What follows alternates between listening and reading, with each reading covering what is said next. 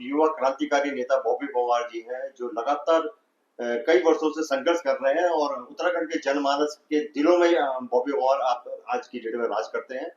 और मैं बॉबी पवार जी को उनके उज्जवल भविष्य के लिए मैं बधाई देता हूं कि वैसे तो आपका उज्जवल भविष्य है ही, क्योंकि आपने टिहरी लोकसभा चुनाव में आपने दिखा दिया कि एक निर्दलीय व्यक्ति मतलब एक बाहुबल और धन बल के आगे खड़ा होता है और लाखों वोट आप लेते हैं। तो बॉबी जी, मैं आपका स्वागत और हार्दिक रूप से धन्यवाद करता हूँ। बॉबी भाई, मैं आपसे एक चीज ये पूछना चाहता हूँ कि जिस तरह से आप लगातार संघर्ष कर रहे हैं और जिस तरह से मैं देखता हूँ कि हर रोज किसी अफसरशाही का आपको बेनकाब करते हैं, नेताओं के जितनी भी योजनाएं होते हैं उन पे आप आवाज उठाते हैं, तो कहीं ना कहीं जो इतना क्रांतिकारी आपका वजूद रहा, आप जेल तक आपने देख ली है, तो कहीं ना कहीं आपको डर सा महसूस तो नहीं होता? नहीं, देखिए, डर उन्हें महसूस होता है जिनके अंदर छल कपट होता है। हम सच्चे नियत के साथ काम कर रहे हैं, ईमानदारी के साथ काम कर रहे हैं। और मुझे लगता है कि जब हम सच्ची नियत और ईमानदारी के साथ काम करते हैं तो पूरी कायनात हमारे साथ है, पूरा समाज हमारे साथ है, पूरे लोग हमारे साथ है। तो जब जिनके साथ सब लोग होंगे तो उन्हें डर किस बात का है। देखिए बॉबी भाई, मैंने एक चीज और नोट करी अभी, आपने एक चुनाव लड़ा है, आपने उत्तराखंड में भी काफी चुनाव लड़े और काफी आपके लोग जीते भी। और सबसे जो चर्चित चुनाव था वो ऋषिकेश का, मैं अगर चुनाव देखा जाए तो ऋषिकेश का जहाँ एक तो धनबल बाहुबल चल रहा था, दो राष्ट्रीय पार्टी चुनाव लड़ रही थी और आप वहाँ मास्टर जी को चुनाव लड़ रहे थे। और जहां तक उनकी जीत बिल्कुल जनता की दृष्टि से, और मैं समझता हूँ कि उनकी जीत निश्चित थी।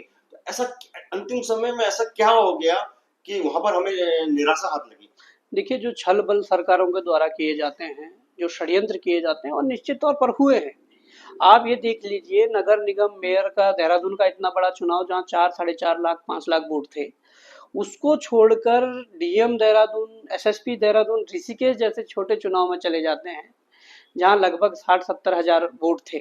तो ये समझ आता है कि निश्चित तौर पर प्रशासन का और सरकारी मशीनरी का दुरुपयोग हुआ है। और जब ऐसा हुआ है तो निश्चित तौर पर जनता ने हमें चुनाव जिताया है, हम जीते हुए हैं। परंतु आंकड़ों के हिसाब से मशीनरी का, सरकारी मशीनरी का गलत दुरुपयोग करके वो चुनाव जीत गए हों। परंतु जनता का दिल हम लोगों ने जीता है, मास्टर जी ने जीता है, तमाम उस टीम ने जीता है जो मास्टर जी के साथ लगी हुई थी। बॉबी भाई, मैं एक बात और जानना चाहता हूँ, जिस तरह से षड्यंत्र और प्रपंच चलते हैं, जिस तरह से वोट कईयों के वोटर लिस्ट में नाम गायब थे, और जिस तरह से आप लोग अब राजनीति में भी आप लोग प्रवेश करने जा रहे हैं, तो क्या चुनाव के टाइम पे ही कहते हैं आदमी को सक्रिय होना चाहिए, या आपके जो जितने भी कार्यकर्ता हैं या उनको आप कहोगे पहले से ही आप सक्रिय हो, ताकि ऐसी प्रशासन ऐसा दुस्साहस ना कर सके?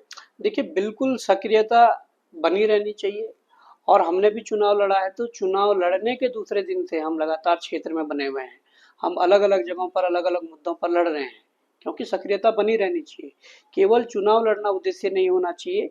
जब चुनाव के अतिरिक्त जो समय है, समाज में आप क्या कर सकते हैं, समाज में किस तरीके से लोगों को सहयोग कर सकते हैं, उनकी समस्याओं के समाधान के लिए किस प्रकार से संघर्ष कर सकते हैं, वो सारी चीज़ें कंटिन्यू बनी रहनी चाहिए। तो ये हम भी कर रहे हैं। और हम तो अपने साथियों को और अपने कार्यकर्ताओं को हमेशा कहते हैं कि आप एक्टिव मोड में हमेशा रहो। आप ये समझो कि आज भी चुनाव है, कल भी चुनाव है। उसी आधार पर समाज के बीच रहकर काम करते रहो, और जिस दिन समाज आपको स्वीकारेगा, निश्चित तौर पर कहीं ना कहीं आप बड़े लेवल पर आपको जनता पहुंचाएगी। बॉबी भाई, मैं कहता हूं, आपके साथ भू कानून कानून संघर्ष समिति के लोग भी हैं, आपके साथ हर मुद्दे में सामाजिक क्षेत्रों में जो लोग कार्य कर रहे हैं, सारे लोग आज की डेट में आपके स्वाभिमान मोर्चा में हैं। तो जो ये भू कानून बना, कहीं ना कहीं उत्तराखंड के लोगों को इससे निराशा है। भू कानून के विषय में आप क्या कहना चाहते हैं? देखिए, भू कानून इस उत्तराखंड को बचाने के लिए एक ऐसा कानून है जो लगना चाहिए था।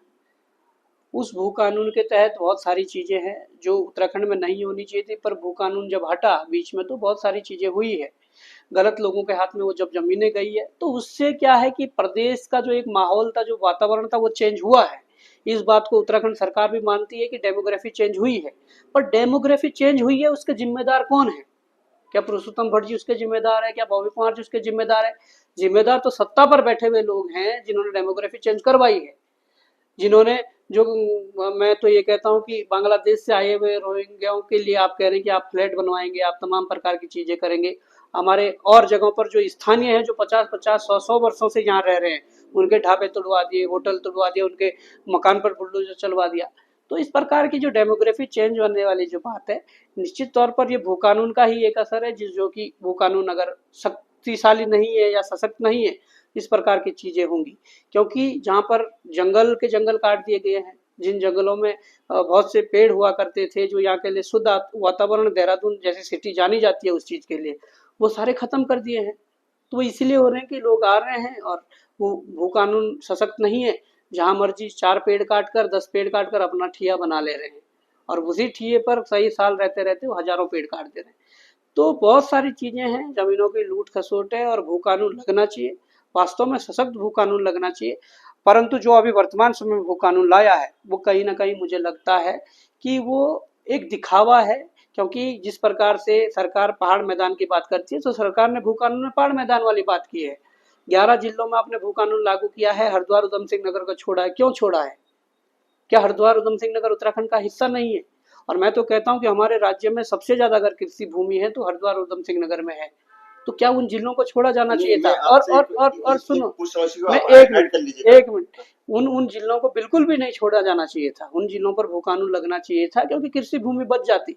वो इसलिए भी छोड़ा गया है कि सचिवालय में बैठी हुई आईएएस लॉबी हो या हमारे कुछ मंत्री विधायक हो, बहुत ज्यादा मात्रा में उधम सिंह नगर और हरिद्वार में भूमि क्रय विक्रय की गई है, बहुत बड़ी तादाद में, जो भू कानून का उल्लंघन कर लिया, इसलिए भू कानून नहीं लगाया गया है। और भविष्य में रास्ते खोले हैं कि जो भी व्यक्ति उत्तराखंड का स्थायी निवासी बनना चाहता है या यहाँ आना चाहता है, वो हरिद्वार उधम सिंह नगर में अपनी भूमि ले ले। उस आधार पर कुछ सालों बाद आप उत्तराखंड के स्थायी निवासी होने का दावा कर सकते हैं। तो बॉबी भाई, ये एक अंतिम क्वेश्चन है जो बहुत मुझे लगता है कहीं ना कहीं लोगों को इस बारे में बहुत जानकारी होनी चाहिए।